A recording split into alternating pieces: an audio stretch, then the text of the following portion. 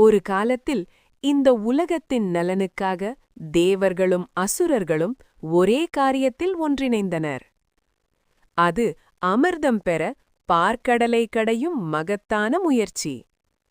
மந்தரமலையை மத்தாக வைத்து வாசுகி நாகத்தை கயிறாகக் கொண்டு பார்க்கடல் கடையப்பட்டது.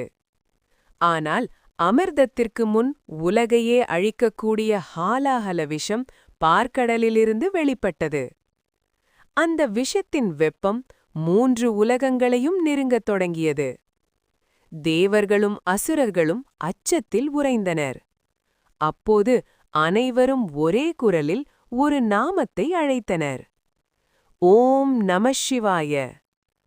உலகத்தை காக்க கருணையின் உருவான பரமேஸ்வரன் சிவன் அங்கு தோன்றினார். ஒரு நொடி கூட தயங்காமல் அந்த கொடிய விஷத்தை சிவன் குடித்தார். ஆனால் அது உடலுக்குள் செல்லாமல் இருக்க அம்மை பார்வதி தேவி சிவனின் கழுத்தை பிடித்தார்.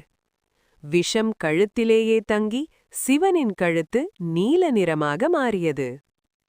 அந்த நாளிலிருந்து உலகம் சிவனை நீலகண்டன் என்று போற்றத் தொடங்கியது.